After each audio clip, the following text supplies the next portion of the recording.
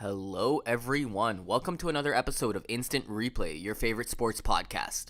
I'm your host, Zohaib Naqvi. This week's episode was extremely exciting. If you're an MMA fan, this is the one that you want to hear. We are joined by Syed Raza, who's the host of Crash and Flow, a podcast that we'll link in our description. You guys should definitely check them out. Syed's got a lot of jiu-jitsu experience. He's competed at the amateur level here in Ontario. He's followed the sport of MMA for over a decade now. And so we really pick his brain and we talk about the evolution of MMA over the last 10, 15 years. We talk about GSP's return. What a huge announcement that was for the UFC. And we talk about the UFC 209 card, the matchups, who's going to win. We make our predictions. All this in this week's episode of Instant Replay. Hope you guys enjoy.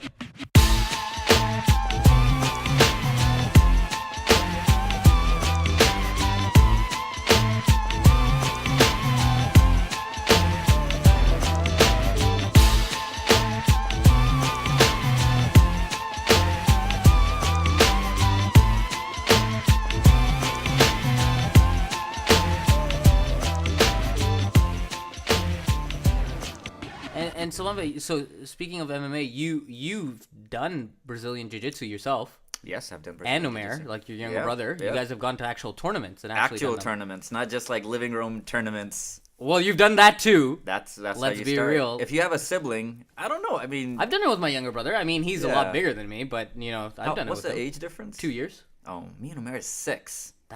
Oh wow. That's a lot. That's a lot. Except Omer and I started getting into fighting when we were about the same size, so it was perfect. So he was like, Well, even now, you guys aren't like significantly off. Like weight we're class about the wise, same it'd be class. probably the same thing. no, yeah. I'd like to fight Omer. Omer would be a really fun guy to fight. Why do you say that? I've fought Omer, not when he was probably at his peak. Yeah. But in high school we'd go to the local gym and basically He's tricky. roll. Man. He's tricky. Yeah. Because he's the same size as me, but he can do some stuff. And Yeah. he's wily and doesn't quit easy. Yeah. I like that. Oh. It's I don't know who you roll with, but I enjoy fighting people. Yeah, that seems to be. And has that always been the case? Is that why you like MMA? Yeah, Why do you like MMA? I like MMA because I'll tell you why I like MMA. So growing up in Houston, you always Yeah. see people getting fights. Yeah. And in Houston, Texas, it's the best. Like, people in Canada are really deprived. It's one of the things like... What? It should be subsidized by the government. There should Okay. be like random fights that pop No. up. People No. need to know that people get into fights. You can't just honk at somebody and just flick them off and not expect them to, follow you for a block or two. Right. Houston reminds you that, you know what? At the end of the day, we're all flesh and blood. Oh my God. This And- is violent. No, well, that's important. That's important with like people who eat a chicken sandwich and know that, somebody killed a chicken for you. Right. So I feel like if you're aggressive, passive aggressive, you should know there's actual aggression that this can lead to. So when I saw people fighting on TV, I'm like, this looks familiar. When did you start watching? Because for me, when I Yeah. started watching, I saw the first fight I've ever seen, MMA. Yeah. Tito Ortiz versus Ken Shamrock, the second or third, can't remember. Right. But it was that early, right? And for me, that was like, Same time. it was like WWE Yeah. times 10. I started watching that Tough was on. Yeah. And yeah, Michael yeah. Bisping and Matt Hamill were coached by Tito. And like, I think Ken had the other team. Yeah. So that's when I got into it too. Nice. Except when I got into it, I got really into that, rolling with Omer, and then my school had boxing classes that were by Troy Ross, who was the Canadian wow. cruiserweight champ at the time. Oh, wow. His wife is a math teacher at Meadowvale. I had his wife as my civics teacher. I don't know. She was a civics teacher. Yeah, Is that right? Because he was a cruiserweight champion Yes, in that's Canada. right. Yeah, and he was yeah. also in Cinderella Man. He was in Or Cinderella that Man. boxing movie. He won Russell the Crowe. Contender, a season of Contender with wow. Sylvester Stallone. Oh, wow. So I didn't know that. Yeah. So I started. He used to come to Sheridan. Yeah. I was vice president of the student union. The police foundations class came and they were like, we want to get a boxing coach. We need we're gonna make a club. Can you guys pay for our coach? Right. And we're like, sure. $500 an hour is what the guy charges. Holy Like when I got my crap. first check, I was like, wait, is it $500 an hour this guy charges? You didn't actually afford. You can't afford to go to that But if as you're a in s- school. But that's the cool thing. It's like the student union pays him, and then students go. Oh, nice. And the first time I signed the check, I was like, I'm gonna go see what you get for $500 an hour, and ended up going for about 5-6 months. Wow. Yeah, it was one, and he would max the class out, no more than 10 people. This is Sheridan Student Union? Sheridan Student Union. Holy crap. So no more than 10 people, and he would bring a friend with him that's actively fighting. Okay. So and it's just constant pad work. Really? Yeah. So learning that, and then rolling with Omer in the living room, and then watching the UFC, it was just perfect timing. Perfect combination. Yeah, You're actually doing it, and then you actually get to see the people on TV, Exactly. like the real athletes do it. Me and Omer saw Caro Parisian fight Diego Sanchez, Okay. which was a mauling by Diego. In fact, Diego hit Caro with a knee at one point, and it's in slow motion. You can see the tooth fall out of, jump out of his mouth, go up. I remember that. Yes. I remember that really well. So Omer and I saw that, and That was brutal. parents were out of the house, so we moved the furniture and we Yeah. started rolling. Yeah. And that was literally the first time we rolled together. Right. And then we started looking at YouTube videos, learning more and more chokes, started doing tournaments, and then going to an actual school. Wow. I went to Extreme Couture. Omer did a bunch of different things at McMaster and stuff. But I was rolling 2 to 3 times a week at Extreme Couture. Do you find it crazy now how? And I remember when Extreme Couture wasn't even in the GTA pretty Yeah. much, and now there's gyms for everything. Like Muay Thai gym, there's like MMA gyms. There's like everywhere. Are you surprised by how quickly the sport's grown? I'm not. That part didn't surprise me because I could always see it from a fitness perspective. Because there were people I'd be rolling with that'd be just a dude, like just an accountant by day, and at night learning how to choke out people aggressively. Right. And they'd be like mothers who would drop their kids off, and then they'd be learning Muay Thai. And I knew that Wow. once people get yeah, these people exist. So once again, going back to what I was saying earlier, if somebody ever accidentally bumps into that lady and she's not having the right mood, you got to know there's harder people out there. And there's mother of 2. That is crazy. Yeah. So that's how I'm not really surprised that what I'm really surprised at now when there's a fight, it's football players on Twitter talking about it. It's in regular, whatever. It's in mainstream. It's in mainstream. Everyone's talking about it. It's not just MMA guys. Yeah, of course. And that's what shocks me is that Ronda loses and then LeBron tweets some words of encouragement. Yeah, of course. I was like, wow, we're there. Because I remember when it was illegal in Ontario. Because that was the moment I was trying to get amateur fights, MMA fights. Right. Because I had gotten a couple of jiu-jitsu medals, and I was I was crap on my feet, but I was I'll figure it out. Whatever, you get hit. Yeah, sure. But it was you got to go to this native clinic, and they're casino, and there may or may not be a doctor in certain situations. And I was Dear God.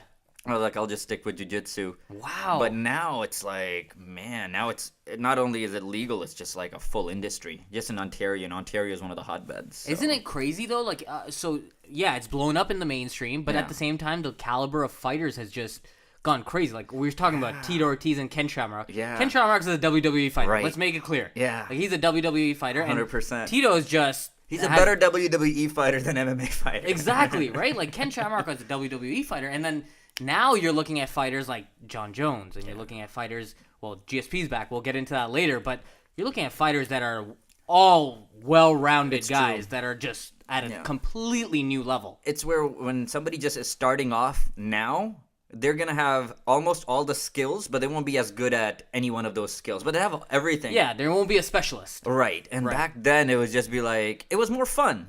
It was more you ever go on YouTube and watch Python versus Lion? Yeah, all the time. All the time. Anaconda versus Jaguar or something like that. Oh, yeah. And the snake will wrap its whole body around its own head to protect it. Yeah. What? That's what it used to be like, but now it's it's way more interesting. I've realized I became a hardcore fan when I liked watching the slow back and forth fights. But I do miss the days of watching if you go to it was well beyond my days. But when you go back to the original UFC, when it was starting off, right? And you'd have no weight class divisions. And you'd get to see a big dude like Tank Abbott or someone, right? Face a Hoist Gracie, who's a skinny guy but has the greatest ground game ever. That was so much more fun. It was so crazy. Anything could happen. You had a biker versus a South American submission specialist. Yeah, it's crazy. And they were having them in Denver and stuff. They were having in places where can we get away with it here? And so they were. It was crazy. The UFC itself had these growing pains where they had a fight card in Louisiana. halfway through the main card, they ran out of time, pay-per-view time, and the pay-per-view ended. What? So if you were in the arena or whatever, you got to watch but it's like this belt, no one knows. Wow. Like, check it on the internet. So like that was a thing that was happening, and That's now crazy. it is easily the most well-run fight organization. Oh, hands down. Of almost any organization, like regardless if you're in boxing or if you're like KSW or Glory in kickboxing that do a good job. It's like the UFC's been doing this longer than anybody else, and they have it down to a science. So, Yeah, I totally agree. And they've just been perfecting it every single step. and now they have their own like doping aid. They have the best guy testing, Greg Nowitzki, I believe his name is. Right. Dude, the sport has gone from being advertised as a bloodbath and cockfighting, Right. which was like. It's exciting. Which in itself, I Yeah. thought was pretty exciting, to be quite honest. But to spread. But you couldn't put that into the mainstream. You know what I mean? Like, people weren't Yeah. picking it up. Fox would never have picked it up. No, you know of what I course mean? not. Now, all of a sudden, it's everywhere. Every other weekend is like a UFC event. I know. It's like a fight night. You know It's what I mean? crazy. And we have like UFC 209 coming on, which is like the massive huge, card. man. Such a huge card. Yeah.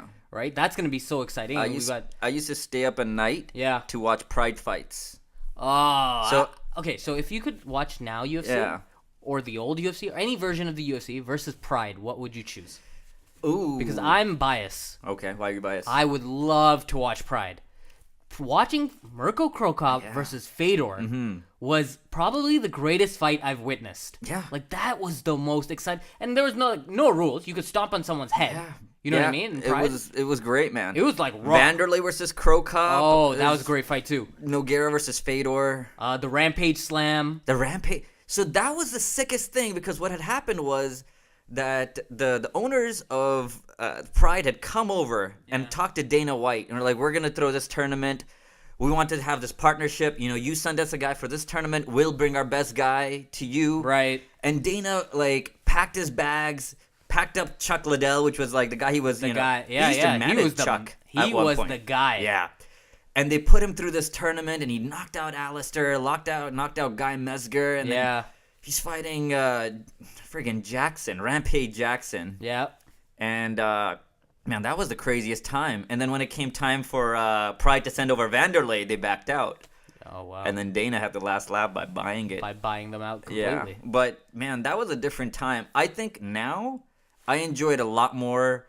I would a conventional sport. Okay. You know, it's Gotcha. like, oh, this big game's coming up. Right. Right? Yeah. Back then, there was like this excitement of like anything can happen, but maybe that's just because I know what's possible now. Yeah. Yeah, I you know? gotcha. No, I gotcha. Yeah, I like the raw aspect of the sport when it was back then. You know, like in Pride, like there's no rules in Pride. That's true, but also that like all those people, like Mirko Krokop's, his last name's not Krokop.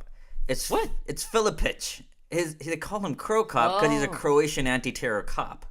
I did not He know was, that. He was doing that by day, and then stare downing Vanderlei. Vanderlei had won every single stare down. When two people stand, Vanderlei's so menacing. Oh man. And Mirko's just looking right But- through him. But his leg kicks on that in that fight, particularly my against God. Wanderlei, Yeah. his leg kicks. Oh my It was goodness! amazing. It was just like a bat just constantly hitting, flesh. That was that's why it was so exciting, because all those people are legends now, and now maybe some of these people will have stories. Yeah. But you were watching the greats be savages in their prime. Do you ever feel like you're talking like one of those like NBA legends when they say it's not like the same day anymore? Like now basketball's soft. Do you feel like that's kind of like how we sound right now? Yeah, but no. That's because that was crazy. Yeah. And we'll never get that back. Yeah, And we no won't. matter, like, if, 5 years from now, whoever becomes an MMA fan, I think they'll still, like try to figure out what it was like at that point and still be like, man, those times are crazy. Right. Because I think we're on a path now with WME buying the organization, trying to move more towards really just growing up a business. Yeah. Like, you're going to see them push really good-looking, marketable people. That's Yeah. what's going to be happening in the next, 2 to 4 years is all that's going to be happening. You're going to see a lot more Paige VanZant and Michelle Watterson and Sage Northcutt. Yeah. And they're way more focused Wonder on the Boy. brand. We'll see. I really like Wonder Boy. I think... What did you think about the last fight at 205 against Tyron Woodley? Who'd you pick, honestly? Who'd you think... That was the draw between Yes. Tyron Woodley and Wonder Boy, which we're going to see a rematch of. we will. Well Do you deserved. think You think it's a well-deserved rematch? I think it's a well-deserved rematch because it's a draw. I think it's unfair to Tyron Woodley. Why It is shouldn't have unfair? been a draw. It Okay. should not have been a draw. Okay. He was inches Yeah. from finishing him. He had a guillotine. He knocked him pretty Yeah. much out. Yes. You know what I mean? Like, he was dazed. See, that's the cool thing and it's a very cool segue to make from Pride to UFC because as we know in the UFC, it's like, you judge from round to round. Yeah. In Pride, they used to judge holistically. Yeah. Which a lot of times would be like, all right, who almost killed the other guy? Right. There's going to be, in this fight, there was a lot of rounds that Wonderboy barely won. Yep. But when Woodley would put his hands on him, it would be like juggernaut. Exactly. There was like big round, Yeah. like those are almost like 10-8 rounds. I feel like if it's close, then you give it. There should be the tiebreaker. Then comes down to whoever caused the most damage. Agreed. Yeah. And so I didn't think he deserved it, but since it's happening, it's not like I'm not excited about it. Mm-hmm. You know what I mean? Like, you get to see that happen again. Oh, that was the fight of the night. That at 205. Yeah. Hands down. I The think fact that he so. was able to survive that guillotine, and do you think now it's gonna be the same type of thing, or do you think he's gonna come prepared? Like Wonder Boy is gonna come prepared. Now he knows the power that Tyron Woodley's So are you presenting. taking Wonder Boy in the second one? Or? I actually am taking Wonder Boy in the I'm second taking one. Woodley in the second Why? one. Because I think Woodley realized about halfway through that fight that I didn't take this guy down. I didn't even try to take him down. Right. And I can strike with him. Yeah. I think he can definitely take him down and do some damage, and that will help him with the striking. I think this time you're gonna see a lot more hesitant and not like he's gonna be. He, as in Wonder Boy, is definitely gonna be aware of the power that Woodley's gonna pack in his Right. punches. He's definitely gonna be aware. And Woodley's not going to drop for guillotines. Yeah. Like last fight, he's doing well. Yeah. That didn't ruin it. End of the round. Wonder Boy's head is apparently very small. He had that guillotine. Woodley had the world class looked guillotine. deep. It was perfect. There's nothing wrong with it structurally. Right. He was doing everything properly. Plus, he has a great squeeze. I was wondering if Wonder Boy he was tilting forward So, a little yeah. bit, and does that help? He was shoving his neck more into the choke. Exactly. And creating an angle Exactly. that's harder to choke it out with. Which you can still choke out, but like everybody apparently who trains with Wonder Boy says the guy has a really tiny head. So So that's the difference. it helps, maker. man. Here, like my arms hyperextend, Whoa, do Yeah. that again. It's- Holy. Okay, for the listeners that can't see that, he basically turned his hand the other way at the elbow. It goes connection. a little Jeez. bit extra. It goes a little bit, That's but that just crazy. happens, and you use it. I know that if somebody has an arm bar, I need to roll out of it. There's a few different ways of rolling out of certain things, but I'm like, since I have more give, I can only roll out of it to the right. Wow. And Wonder Boy knows that if somebody gets me in a guillotine, I can try to sit up and hand fight, or my head's so freaking small, Right. I just put it Push more it in forward. there and then try to hand fight, and just after the pressure is gone. Wow. So yeah, everybody, man, he's got a great camp too. I'm excited. That's Yeah. the cool thing about MMA right now is that I feel like it's calming down a little bit. McGregor kind of took over everything. Fully. And now he's away. Yeah. But then you're hearing other news, which we'll get into. I don't want to skip into that because No. that's like a little bit longer. I think it's really important to like have traditions, protect a belt, foster new talent, get people. But like We've talked about this before. we put yeah. everything on hold for McGregor, and Yeah. I'm happy. Like, yeah, there is a rematch. Is it? Can you make a bigger fight by having Woodley fight maybe outside of his weight class or something? Yeah, but like in an actual sport, when there's a draw, it's a close fight. You should have a rematch. Well, we know who Connor's next MMA opponent at least is going to be. Who's that gonna be? Khabib versus Tony. It's going to Yeah. be one of them. Yeah, unless that's a draw. Come on. Here, the thing is, Connor's sitting out until he gets a deal. It's not even a matter of like they'll want him to fight whoever, and then he's gonna want to fight. What do you mean by a deal? Is his contract up? No, Connor doesn't fight really according to his contract, right? So Connor brings in so much money that Right. he almost renegotiates per contract. Get out of Per here. opponent, yeah. So when he was having a fight, he's gonna go fight Rafael dos Anjos. Okay. Right? That's where he's going up from 145. To, exactly to 155. He's gonna fight the champ, maybe be a 2-division champ. They dissolved the last, or they put it on hold, and they made a brand new contract for this fight. All of a sudden, Dos Anjos gets hurt. Right. So now on 10 days' notice, they're going to give a new opponent, and it's going to be Nate Diaz. Nate sorry. Diaz, yeah. I'd love to Connor, see Nick. being Okay. so smart, he's like, you know what? This is 10 days' notice. This guy's a bigger guy. Renegotiate this contract, too. Wow. So he's understood the power. Like, Ronda didn't do this. Ronda didn't fully take her power and then... I don't think anyone does this. Even though Nobody's John done Jones this. is a pretty big draw too, I don't think he does this. No, nobody's It's the first time hearing of nobody's this. brought in the type of money and the eyeballs to be able to do this. Of course. And it's pushed the whole UFC brand forward. So Right. far, they've had to if that's what Conor wants, and that's what's kind of happening, So the UFC has always been a place where if you can talk yourself a good game, you're going to have the opportunities. Okay. Hashtag Chael Sonnen. So. Chael Sonnen, of course. Yeah. So in the lightweight division, we have this matchup. Yep. Khabib taking on... Yeah. I can never pronounce his last name. Khabib... Nurmagomedov. Nope. Yeah. Nurma. Nope. See? I'm going to call him Nurmi. Nurmi. Okay. Khabib Nurmi taking on Tony Ferguson. Yes. Tony Ferguson's on a 9-fight win streak, which is fantastic. And then you have the other guy who's like the Russian beast who's never lost. I love it. 24-0, like a mini Fedor. This is the best part. This is my favorite thing about UFC being so international. The UFC, the best fighters, in my opinion, are always a little bit damaged. They either come from a rough background. I know you have GSPs who's squeaky clean. Yeah. But I like people who are like, I don't know how that person functions in society. Nick Diaz. Nick Diaz, Polish women, anybody from Brazil. Dude, like Jose Aldo came into Nova União, was just like homeless. He was selling chiclets. Yeah. And they had him like clean the mats and stuff, and they allowed him to... Roger Huerta was homeless in Mexico selling chiclets. That's literally chiclets. And then he got taken in by a lady from Austin. She raised him. Wow. Ronda Rousey had her father kill himself. Jeez. He committed suicide when she was a kid. Jeez. Yeah. So I feel like it helps. I feel like having a checkered past. There's videos where friggin' Khabib is wrestling a cub, like a bear. I've seen He's those. in Dagestan. You got to I've wrestle seen a bear for bread. Yeah, my younger brother showed me those. That's crazy. That's the cool part about today's UFC. Yeah, so and that's why I think I take Khabib. Hands down. And you're not worried about the last fight that he had with Michael Douglas where he got caught a little bit. Yeah, he did get caught. Yeah. Here's the thing about is this gonna be a 5-rounder? It's gonna be It should be a 5-rounder. I don't think it's a co-main event though. It's because they've made main events 5 rounds. Obviously, right. I don't think this is a co-main event, but regardless, I feel like I don't know what Khabib's stamina is like. Yeah, but I know he's very efficient as long as he's fighting his own game plan. So this literally comes down to if it's his grappling.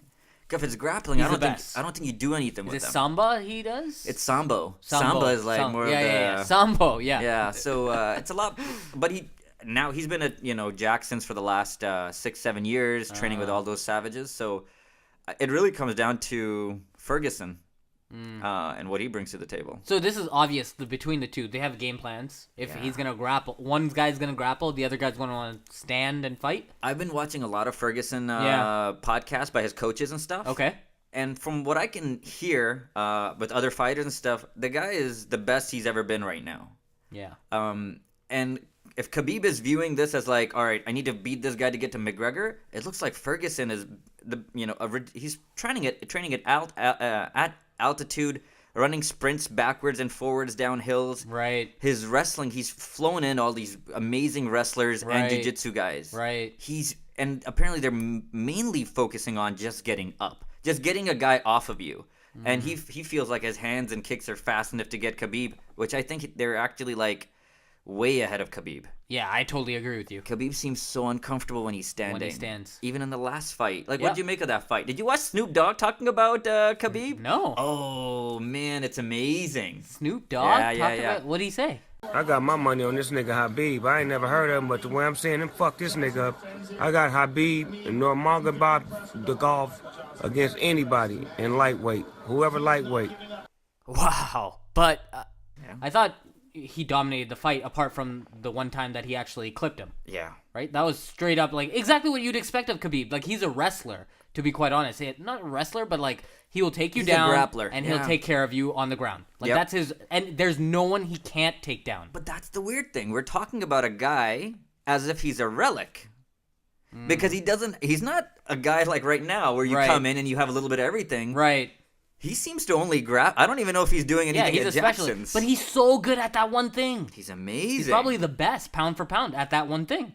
Ground and pound and mauling you? Yeah. Yeah, he is. I think so. And he has a great attitude. He just like gets on the mic. He's like, Ireland, 3 million people. Russia, 180 million people, and that's it. That's Why don't you think they make? Well, I guess they will now if he wins. Hopefully that matchup, because I really want to see Khabib take on Conor. if that's what Conor wants. Because if Michael Douglas can rock him, we all know who's the hardest hitting lightweight in that division. Dude, it's I completely agree. I'd love to see that fight. He's and I get it. He's not a grappler, so it's gonna be a specialist, right? Like it's gonna be completely different. Conor's never gonna want to take it down, Right. and Khabib's only gonna want to take it down. So, like, real talk, Khabib would probably, and this is just me, I haven't heard a lot of people speak about this. Khabib Right. would maul Conor. Yeah, that's what my younger brother says. I try not think- to believe it. I think anybody who can really grapple, like if the super fight of GSP versus Conor ever happens, Right. which in my opinion probably be the biggest MMA fight of all time, I think it would. That's a stupid fight. GSP wins comfortably. Yeah, but Comfortably. It's not even close. But that's not what Conor cares about. Conor will fight Nate Diaz for $10 million, right? It's just stupid. Because he cares about the money. I know. I get it. What's a bigger payday? After No, Mayweather, there's nobody else he could fight in the UFC that's a bigger payday. Yeah, now that GSP's coming back, that's hands down the biggest payday he can get. Could you imagine that? I didn't even expect that to happen, man. I don't think that's... Oh, well, yeah, that's completely shocker to everyone. Jeez. I'm so excited. I didn't know this, but... Yeah. And I remember his 2 losses. He's only had 2 losses, GSP. Matt 27 Serra and 2. and Matt Hughes. Yeah. Which he avenged. Because Yeah. he beat him twice. Oh, yeah. Yeah. Right? And Matt Serra, he's dominated too. This is just... So really, like... We're talking about, arguably, but not even a huge argument, one of the greatest fighters of all time, pound for pound, who didn't leave, like, on his shield. The guy left, he walked out. It Yeah. didn't, like, got beat, and he was like, all right, Yeah. And watching him come back, and from what I understand, he didn't stop training. He didn't stop That's going what to Danaher. everyone is He didn't saying. stop going to Thailand for kickboxing. I've seen interviews right now for him, now that Yeah. he's announced and, people are talking about it. People are actually... And GSP himself, he's like, I'm better than ever. To be Yeah. quite honest, I never took time off. That's scary. And I can It's see scary. it. And I'm so excited. He's Canadian. He's Canadian. Woo! He's coming back. He's coming that's back. going to be amazing. And he's hands down the best welterweight ever. I mean, there hasn't been in my opinion, there hasn't been a welterweight that's been able to come in and dominate the way that he dominated, like Chuck Liddell dominated the light heavyweight division for like number of years. Middleweight, Anderson Silva dominated Yep. for a number of years. You had GSP dominating for a number of years. I feel it's even more impressive.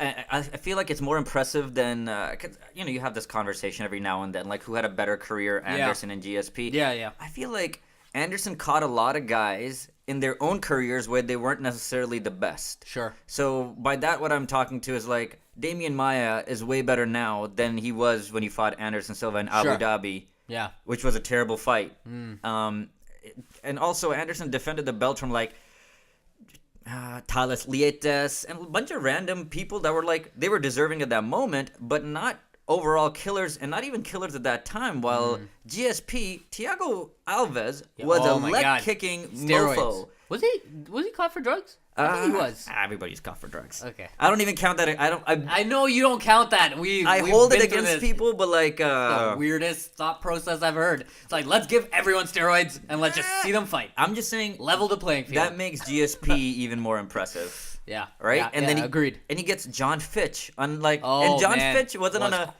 on a fight winning streak. He was like an 8-year winning streak. Yeah, it was nuts. He wouldn't lose. Yeah, I and- remember that. and And that's- he pummeled him. Yeah. Like picked him up, put him down. Yep. This is and John Fitch was known to do that. It's you true. know what I mean? And like George fought Koscheck at his best. And like you know Yeah. when I know, but I'm not saying Koscheck was the caliber of fighter, let's say George was, but he was a problem. Yeah, at that point in time. And that was the cool thing is that whenever you're the champion, people are always trying to solve that problem of you. Right. And sometimes you're a guy like John Jones where you're just like, I am a titan. Yeah. Like all styles, but and I feel like George was like that, but way more vulnerable. Right. Because he wasn't physically the most gifted. He's very gifted. But like all those guys had something special and he took them off one by one. Right. So in my opinion, yeah, George St. Pierre, pound for pound, all-time great. He probably maul Conor. And by maul, I mean he would just do what GSP do. Take Yeah. him down, ground and pound. And then get up and be like, it was a good fight. It was yeah. BJ Penn. Yeah, no, I don't even know. I'm curious to see what the UFC is gonna be. This is the first time I've ever seen UFC not be in control of what's going to be coming out because Right. people have their own demands. If now suddenly GSP could do it. Now I think the UFC is relieved, to be quite honest, to get another star back because Conor has the monopoly right now in the There are UFC, no and now stars. I think GSP's return is gonna crush the pay-per-view numbers. Yeah. Crush them. Like, he's gonna do 1 million for sure. Who are the big stars now, though? I know, that's what I'm saying. It is- In May, John Jones comes back from his suspension. Right. Right? So that's a star. Yeah. Right? Like, hands down. Yeah. The heavyweight division has, like, no one, to be No quite one, honest. no. I mean, you have a fight happening here with Alistair versus Mark Hunt, Pride fighters. Yeah, sure. Like, OGs from back in the day. But really, is that, like, a draw? Like, No. unless you're an MMA fan? I don't know. You really need somebody to hold the title for a little while and, get some buzz, and then the UFC can start marketing them. Agreed. And that's something we used to have across the board, from Aldo to GSP to Anderson Silva to Yeah. Liddell or whoever you want to say. held it at the lightweight. I would say Liddell probably held it for the longest time, hands down. The and longest Jones time. was like, and Machida looked really good for a little bit. Yeah, he did. And then That you had karate Brock. style. Heavyweight's the only one that's like always been changing. Yeah, it's no one's been able to hold on to Yeah, it. Tim Sylvia, Randy Couture, Yeah. bunch of randoms. Yeah, so I don't know. I think it's pretty exciting. Have you heard of? So I have no clue about this one matchup. I don't know Sure. if you do. The matchup is. I hope I My don't. brother told me about this. 'Kay. Lando Venata versus David Tay. I've heard of them. Yeah, Yeah, I don't know who these people are. I don't know who they are either, but I- they made the main card. I was listening to a podcast and Yeah. they were talking about this is supposed to be a good action fight. Okay, yeah. I'm wondering if I anyone of heard them. Lando Venata gave Tony Ferguson a run for his money. That's what my younger brother, I was talking to him, and he's like, yeah, that's what impressed everyone. Yeah. Was the fact that he could take Tony. Yeah. Right. So they gave him like main card fight, which was weird to me. That a guy see. he's 12-1 or something like that. So he's fairly young in his career, but it was interesting. Let's see. It was man. interesting to see for sure. I feel like Tony's gonna come out with his best next. Tell me this. I found this very odd because in this card, Rashad Evans who started Yeah. up here in the tough season Right. as a heavyweight, Yep. then went down to a light heavyweight, became champion there, which had a good career Yeah, there. for a second. Yeah, had a good career there. Yep. Right? He beat did he beat Rampage? I don't remember. I think Yeah. he beat Rampage. He might have beat Forrest Griffin. Oh, he might have beat Forrest Griffin, Yeah. right. And then now he's fighting at 185 That's As- crazy. as a tuna fight. Who's he fighting? Dan Kelly? No. All right, Daniel Kelly. Dan Kelly. Some guy. But it's Some a tuna guy. fight. Like, they're putting him up against. Rashad's brutal to watch. He has a couple of knockouts, but he's not going to be any fun to watch when he's not. Rashad Evans is a classic example of somebody who fights best when their opponent is crap. And because they always fight conservatively. He's cared about winning more than anything. Right. So if you don't give him an opponent he can open up against, man, he's brutal to watch. He's just on his way out, and He they is. will cut him. They're Out like- of his last fights, he's 2-4. Out of his last 6 fights, he's 2-4. and he's probably getting paid like upwards of $150,000 to $200,000 just to show. Like, Per fight. yeah. So, and that's the UFC's cutting guys like Misha Serkinov, who's on a 5-fight winning streak. His contract came up, Yeah. on a winning streak, and they cut him because they Wow. thought he was boring. They're like, I'm not. Literally, Dana said, I'm not so sure if that's the kind of fight we want to put on. Yeah. So a guy like Rashad who gets paid a few $100,000, yeah, it's definitely. What'd you think about this guy? And I just heard about him recently because he had a comeback fight, Korean Zombie. Yeah, he's great. He's pretty exciting to watch, man. He was. Let's see what happens. I don't know. I've never seen him previously. I just saw Oh, this comeback really? fight, and apparently he just never gets clipped or anything. Yeah, his name is Chan Sung Jung. He's called the Korean Zombie because he gets clipped plenty, but he just doesn't. It doesn't Nothing shows. Exactly. And like he's been knocked out before, but he recovers really well. There's gonna be a lot of excitement around him because he just knocked out. Who did he just knock out? I actually can't remember the Yeah, name. just 2 weeks ago he knocked somebody Yeah, out. yeah, yeah. With that said, the guys, I think you take that much amount of damage, you're not gonna be able to do it for too much longer. I agree. I'm more excited about the Korean Superboy, the one who fought Cub Swanson. Don. No, I'm making. I'm this just up. gonna watch I know exactly who you're I talking think about. it's Duho Chang. Or Duho something? Chang, Yeah, that's the guy. All right, I that don't think kid he's- is. That kid is. Oh, Korean? he's definitely Korean. Oh, okay. Have you seen him? Okay. They have a look. Okay, fair enough. Japanese fighters, Yeah. compared to Korean fighters, and those are really the only two countries that fight over there. They have a very specific look, and he's super Korean. Koreans are way more exciting than Japanese fighters in terms of throwing their hands. Japanese fighters are a lot more grapplers. I've noticed that they're a lot like they're just strikers. Yeah. They're. What was Yushin Okami? He was Japanese. Okay. See Gotcha. all that grappling. Yep. Yep. Dennis Bermudez. Dennis This Bermudez. is who Korean Zombie just knocked out. That's not an easy fight. Dennis been fighting for a while now. He was on a streak. Yeah. MMA is fun, man. Yeah, it's a good See? sport. I tried to explain it to my wife because she's like, "Why do you?" I'm like, okay, you got to realize the male soap opera, Yeah. but the episodes are just men beating on each other. It's For great, sure. but there's so many storylines. Yeah, of and, course. Like it's great, and now like it's news. It's everywhere now. It's- SportsCenter will cover it as their top story. I don't like it. Con- by the way, why? I hate it when Skip Bayless and whatever Shannon Because Sharp. they have no clue. Most people have no clue. Listen, any sport, Yeah.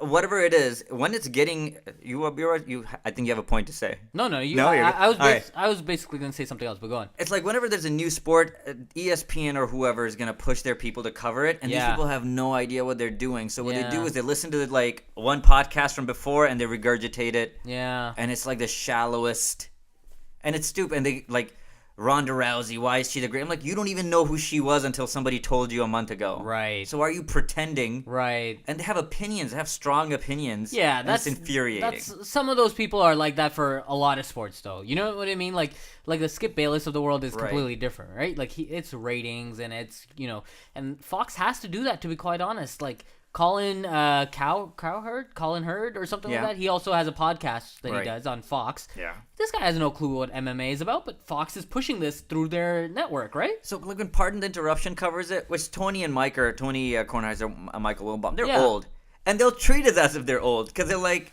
all right, in the world of kick fighting, this has happened, and you can tell because like they don't know.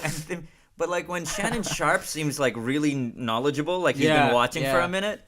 I don't know. I feel Yeah, like well. I appreciate it more if like at least they don't call Ronda like, the hype was overblown. They called her the greatest. What's she ever done? Like, this thing was just made. Women's division just made like 2 years ago. Right. And I don't know, man. Yeah, that's fair. My point I was going to bring up was the fact that I remember we talked about this earlier, and you said that you didn't like, or you did like the fact that Mike Goldberg got released. Yeah. Didn't And- you? No, I didn't. I No? didn't. You definitely noticed far more than me of what he would be saying, but I didn't notice much. I remember Joe Rogan and Mike Goldberg Right. would be doing all the old UFC events together.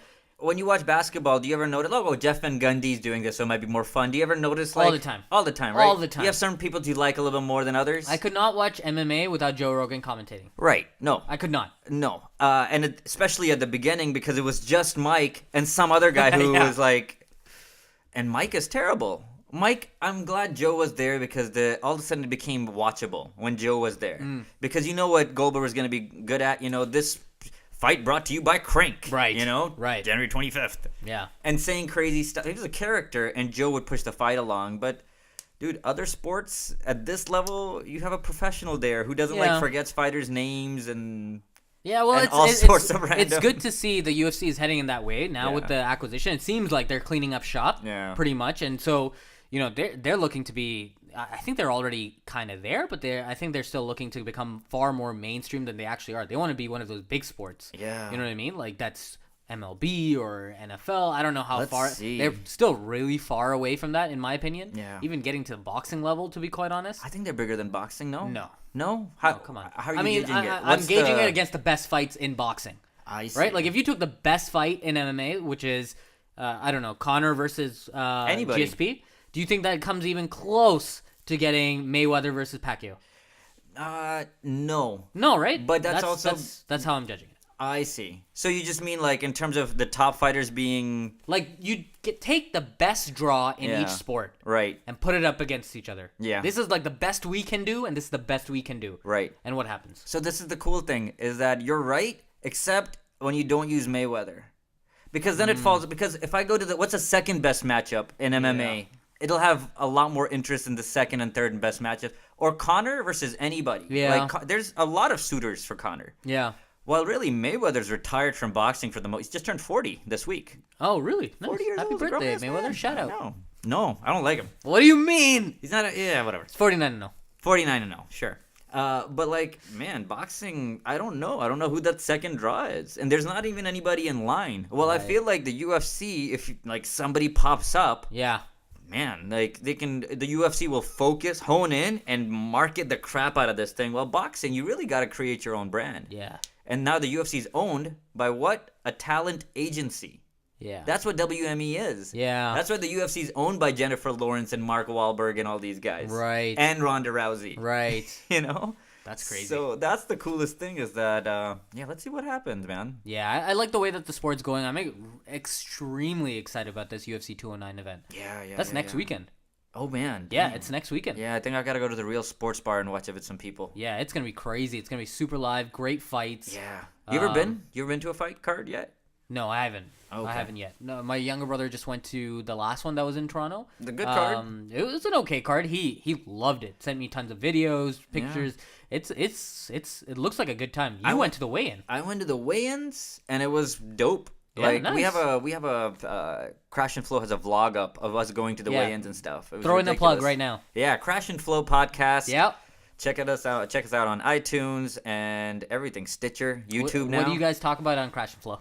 We like to have people on that are passionate about whatever they're doing in life. Nice. So just recently we had somebody who's actually a doctor who helps people with anxiety and depression. Wow. We've had a mind coach on that helped people with everything from optimizing their life to phobias. You had an MMA owner or a coach or We something had, like that? A professional fighter. We had Zubair Khan on, who was the Canadian Muay Thai champion and fought and represented Canada and Thailand in multiple fights. Wow. He has his own gym out here in Scarborough. Amazing guy, really cool podcast. Very cool. We didn't talk a ton about like fights itself because what we do is really talk about what drives that person. Nice. So next week we have a female comic coming on, Hodo Hershey, and she is so funny. Really? I was at the Comedy Bar, which is in Toronto, and like, you know, comedy is what it is. It's late nights, a little raunchy. This hijabi comes on, friggin' tears the whole place, kills it. That's awesome. Murders it. That's awesome. So and she's like young too. She does sketch comedy and all this stuff. So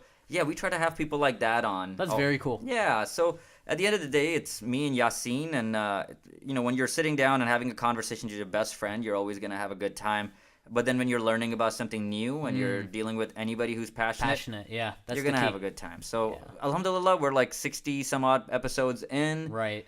People. I'm a big fan. I listen to almost every episode that comes out. I'm a big fan of yours. To be quite honest. So yeah, well, we're starting on. So you know, we've got a long way to go to reach your guys' level, but you know, just keep going. Fingers crossed we'll make it. You'd be surprised by like how many people just need something fun to listen to every now and then. Yeah, I agree. Because everybody has enough happening that's serious, but every now and then you want to hear like somebody's sports take, or you know, two guys arguing over what's better, a leopard or a tiger, and like having a passionate discussion about that. Yeah, my favorite episode, I think I've let you know about this, is the one where you guys talk about how to survive bear attacks. Oh, good episode. That's so random, yet oh my god, this is so. Like, I should know this. For some reason. A black bear is different than a grizzly bear. Oh, you need to know. Yeah. Yeah, because one will just start eating you're like butt first, like from the butthole. Yeah. Like that's where they like to start. There's like a hole here, starter. I actually went to a breeding facility for big cats this past weekend. Oh, cool. So they had like endangered, just in Bowmanville. Oh, nice. So like breeding facility for leopards, pumas, tigers, lions, hyenas, wolves, and a few other things. And it was like endangered animals, and they actually, once they have a kid, we actually caught a lynx doing it with another lynx. Okay. And they have the cub, and then they send it off to like to repopulate areas and stuff. Wow. So, very cool. Very cool. I definitely gotta go. So that's what we're gonna be talking about tomorrow on the podcast. Nice. Most A lynx doing it with another lynx. I got a video. Okay, this is all right. I'll let you save the material for your podcast. All right. Well, thank you so much for being on our podcast. Man, this was a lot of fun. Awesome. Yeah, I love talking MMA, and I know you obviously with jiu-jitsu experience and obviously with watching MMA as long as you have, you know a lot about the sport. Man. No, this was great. Wonderful podcast. So it's a lot of fun. All right, guys. Well, that's a wrap for us. That's the episode. Hope you guys enjoyed. Tune in next week.